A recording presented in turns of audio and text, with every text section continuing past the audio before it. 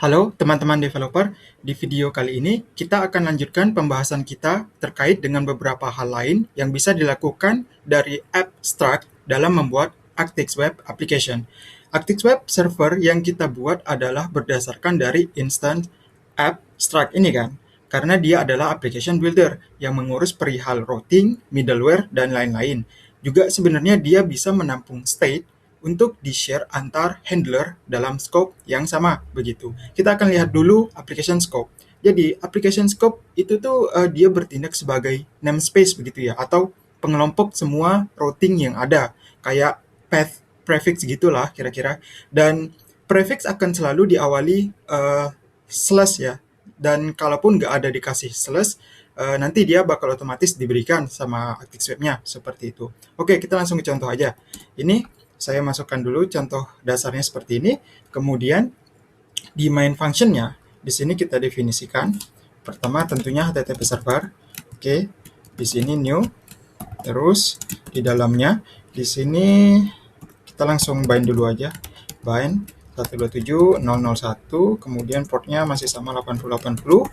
Kemudian ini run, dan await seperti ini. Nah, untuk bodinya baru kita definisikan application builder-nya di sini. Kemudian kita chaining pakai service di sini. Nah, di dalam service kita di sini bisa tentukan prefix gitu ya. Di sini misal ini saya ketik dulu aja. Misal saya pakai apa ya? App beginilah. Kemudian di sini chaining lagi. Di dalam sini di chaining lagi itu dengan row begini. Misalnya kita mau akses index HTML lah misalnya. Kemudian web get to index yang ada di sini. Oke. Ini hello index begini aja, index HTML begini. Oke. Ini saya save. Ya, ini nggak ada error.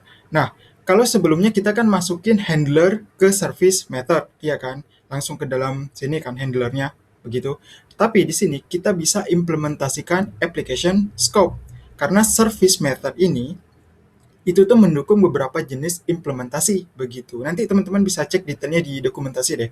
Dan kita di sini tentukan scope /app yang mana setiap request yang mau akses ke index HTML, oke, haruslah melalui path app. Jadi ini aksesnya nanti jadi begini, /app/index HTML seperti ini. Baru dia bisa diteruskan ke handlernya yang index ini begitu. Dan kalaupun kita coba running ya, ini di running dulu aja, cargo run. Oke, masih building sebentar. Oke, nah ini saya coba akses tanpa path ya. Nah ini kan error. Kemudian saya coba akses index HTML. HTML. Nah, di sini hello index. Tapi kalau tanpa path ini yang kita definisikan di sini, maka tentu dia juga akan error, nggak ada respon seperti itu. Jadi harus melalui scope yang sudah ditentukan di sini prefixnya. Begitu. Oke, selanjutnya application state. Jadi application state itu dia akan di-share dengan semua routing dan juga resource pada scope yang sama begitu. Untuk mengaksesnya bisa menggunakan yang namanya itu web data. Jadi ada di situ, di sini namanya nanti web data begitu ya. Yang mana dia itu sebuah generic struct begitu, data ini generic struct dari modul web, dan generic type-nya merepresentasikan tipe dari state yang ada seperti itu. Misal ini kita buat di sini struct di sini ya. Kita buat struct di sini misalnya app state begini. Kemudian app name di sini adalah string misalnya. Kemudian juga untuk di bawah sini mungkin yang tadi aja ini kita hapus yang ini. Di sini kita pakai get slash begitu. Kemudian di sini kita kasih parameternya itu data web data. Oke, kita langsung ambil si app state-nya, struct-nya yang ini gitu. Kemudian ini kita responnya, returnnya langsung string aja begini. Nah di dalam sini ini kita buat variabel namanya app name. Kemudian dia kita borrow dari data app name. Oke, Kemudian di sini kita pakai format karena returnnya itu string, kita bisa langsung pakai format makro begitu.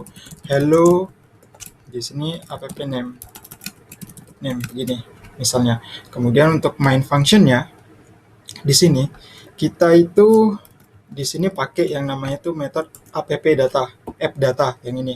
Kemudian di sini kita pakai web data, lalu new, kemudian di sini app state. Oke. Nah, seperti ini. Baru app name. Di sini string from, karena kan dia tipenya string ya. Oke. Jadi kita string from misal apa ya? Oh, ini aja, rasleng begini biar gampang. Kemudian di sini kita chaining dengan service yang langsung menuju ke handlernya yang mana di sini kita buat namanya index seperti ini. Oke, saya save. Sebentar, get. Oh ya, maaf, ini getnya belum dimasukin. Nah, seperti ini. Responder udah nggak kepake, jadinya seperti ini. Nah, di sini kita akan buat application state menggunakan app data di sini. Yang mana di sini kan kita definisikan struct yang kita jadikan dia itu tipe parameter untuk si handler di sini begitu. Dan di sini kita buat application state-nya menggunakan app data method. Barulah kemudian kita pasangkan ke handler routing dengan service method di sini, ya kan? Otomatis nantinya itu function handler yang kita definisikan di sini itu akan mendapatkan state yang kita buat, oke, yang di sini. Nah, di sini kan kita kasih dia itu string berupa nilainya rasleng dan dia muncul di dalam respon ketika mengakses localhost port 8080 begitu. Dan kalau misalnya kita coba ini ya, ini saya cancel, saya run lagi.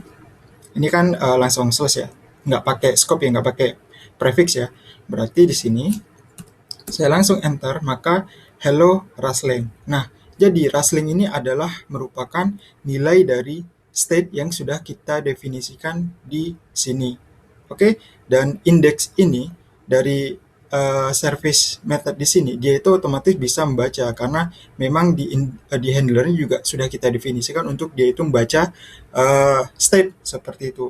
Oh iya, teman-teman juga bisa kok di sini itu ganti service ini dengan route method. Jadi kita bisa pakai route method begini. Misalnya slash misalnya hey misalnya sama kayak sebelumnya begitu ya. Kemudian web get begitu. Kemudian di sini to, kemudian di sini itu index ya. Tapi di sini kita hapus yang ini misalnya. Jadi dia bentuknya jadi seperti ini. Nah, di sini kita aksesnya hey, bukan lagi slash. Ini kan kalau slash, oh ini belum di restart ya. Sorry. Ini saya restart dulu. Harusnya tadi pakai cargo watch ya, tapi nggak apa-apa, udah terlanjur. Nah, di sini saya coba akses ulang, ini kan nggak bisa. Tapi kalau kita pakai hey, dia juga tetap mendapatkan respon yang sama. Jadi teman-teman bisa pakai model route seperti ini atau menggunakan service seperti ini. Alternatif. Nah, ini saya kasih catatan di sini. Oke, jadi saya rasa cukup ini dulu untuk video hari ini, biar nggak terlalu lama durasinya. Dan di video selanjutnya, kita akan bahas tentang sharing data state pada antar thread, seperti itu, yang bisa dilakukan di aplikasi web, Actix Web, seperti itu. Oke, sampai di sini dulu dan sampai ketemu lagi di video selanjutnya.